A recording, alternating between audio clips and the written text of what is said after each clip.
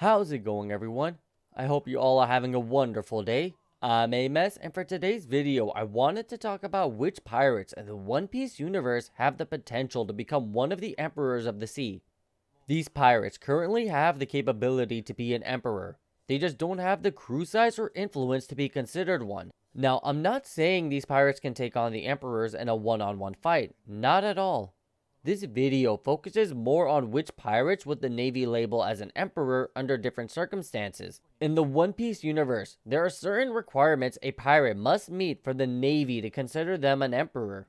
First is strength, which all of the pirates on this list have demonstrated. Next is crew size, which these characters lack.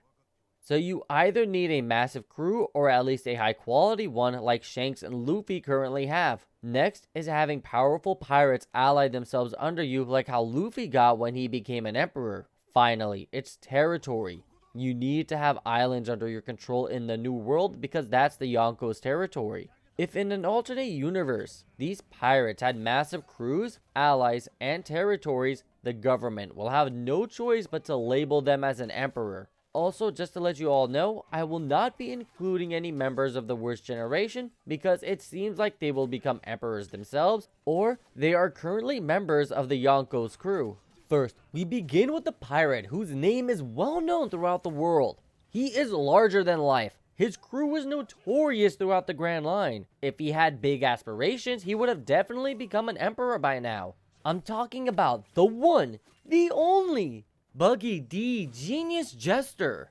Buggy first makes his introduction in the Orangetown arc, where he has taken full control of the town. He has the power of the Bada Bada no Mi, or the Chop Chop fruit, which allows him to split his body into sections. He comes off as weak and pathetic at first, but that was because he thought Luffy wasn't worth using his full powers on, and Luffy managed to beat him by sealing up his ability. Luffy tied up Buggy's limbs and sent his miniature body flying. After Buggy reclaimed his body and reunited with his crew, he formed an alliance with a small-time pirate named Alvida, and they both worked together in order to get revenge on Luffy. So Buggy then attempted to execute Luffy in Locktown, but was suddenly struck by lightning and fell unconscious. Later on in the story, we learn that Buggy was captured by the Marines, obviously on purpose, and taken to Impel Down, the Marines' underwater prison. From there, Buggy released his full power. Due to him keeping a low profile, he is placed on the first level of Impel Down, where the small-time pirates are locked up. There, he displays his indomitable will by walking around iron spikes without so much as a word of complaint. He then begins his attempt at escape, where he runs into Luffy, who had just broken into the prison to save his brother Ace. Before he was locked up, Buggy befriended Ace, so he decided to help Luffy reach the 5th level where Ace was locked up. From there, him and Luffy orchestrated the greatest prison break in One Piece's history. The once unescapable prison now had a large sum of its inmates escape and swear loyalty to Buggy D Clown. After Buggy threw Impel Down into turmoil, he and Luffy then went on to join the Paramount War, and that's where he made a name for himself. It was also revealed that Buggy and Shanks were members of the Rogers crew. Buggy was on the Pirate King's crew.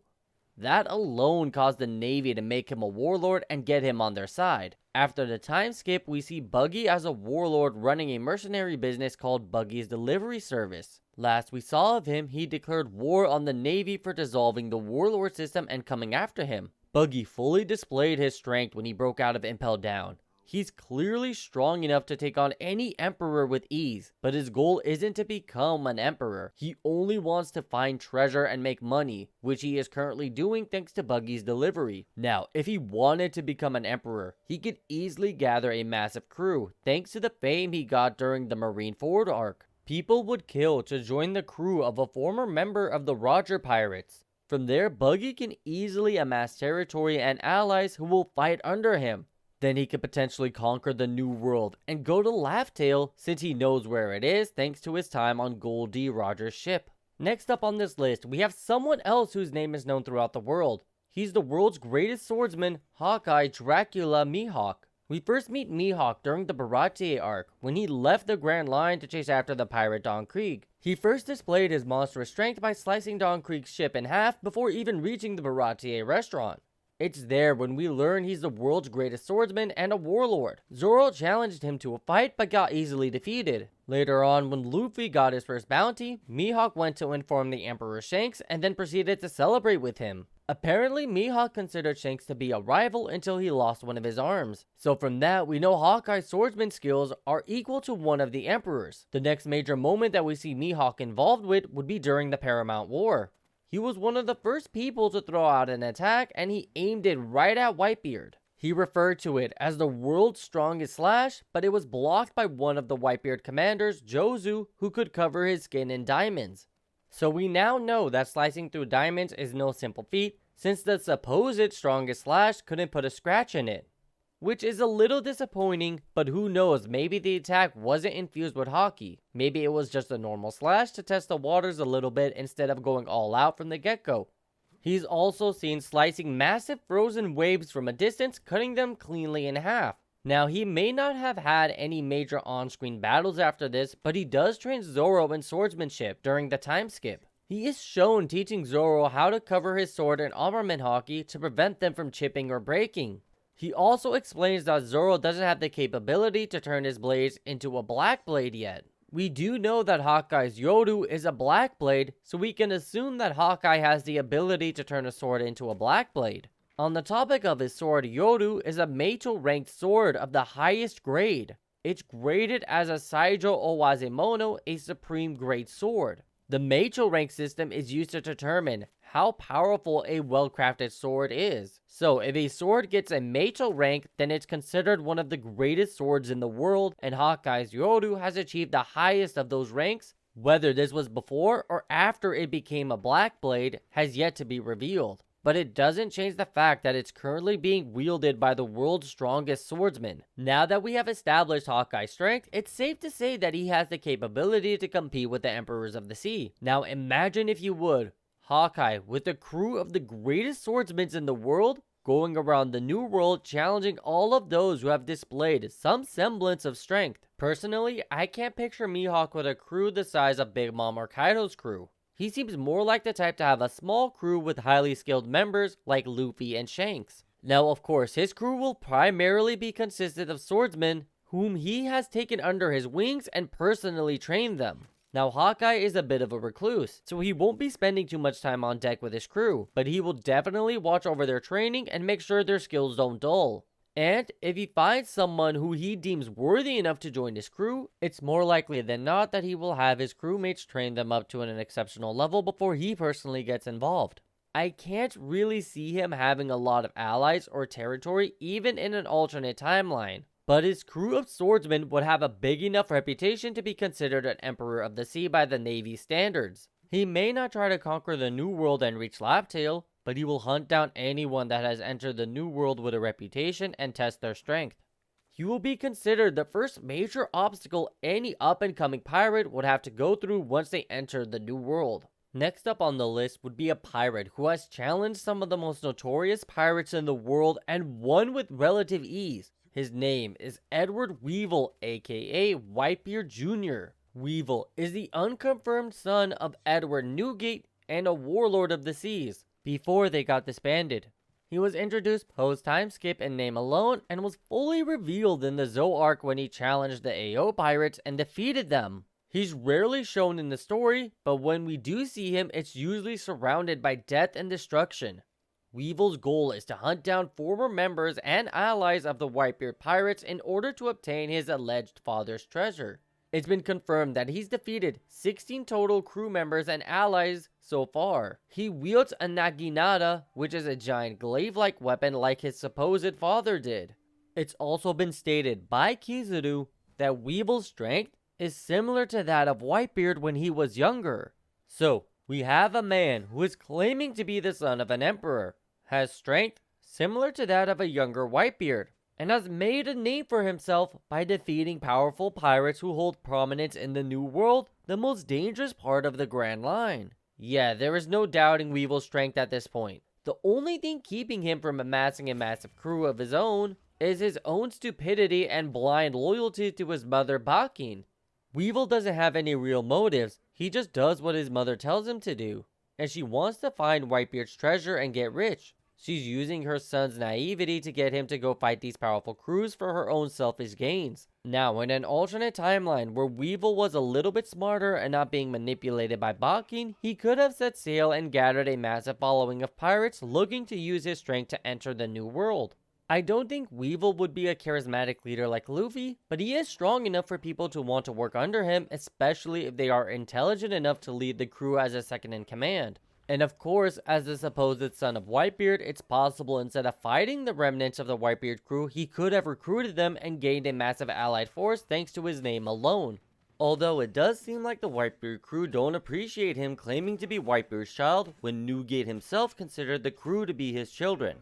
But that could be because his mom convinced him that he shouldn't consider the crew to be his siblings but enemies instead. If he didn't have his mother influencing his decision making, maybe he treats them kinder when he first meets them. And instead of fighting the remnants of the Whitebeard crew, he convinces them to ally themselves under him as Whitebeard Jr. In this situation, he has strength, crew size, and allies. He has stated that he wants to get revenge for his father's death, so after gaining a massive crew, he can challenge Marshal D. Teach and regain some of the old Whitebeard territory that Blackbeard currently controls. Heck, he may have even been the one to start the payback war that took place during the time skip. With his help, the former Whitebeard, current Whitebeard Jr. crew may have won the war, or at the very least, ended it in a stalemate. All he is missing is the intelligence to think and act for himself and form his own crew. Now, before we get into our final entry, I want to give out a few honorable mentions. First is Silver's Rayleigh, the Dark King. Yes, he is the second in command of the Rogers crew. Yes, he is old and retired. Despite that, he's displayed some insane abilities. He's fought an admiral to a draw. He swam through a Sea King infested calm belt. And the Navy doesn't go after him despite knowing where he is.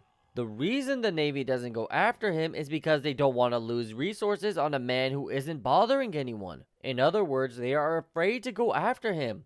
If that doesn't make him eligible to become an emperor, I don't know what does. Next up, we have Marco the Phoenix. As the 1st Division commander of the Whitebeard crew, he should have been able to keep the Whitebeard crew together. But after their defeat at the hands of Blackbeard during the Payback War, the crew broke up and went their separate ways. Marco then went to Whitebeard's home village, Sphinx, where he acted as the village doctor.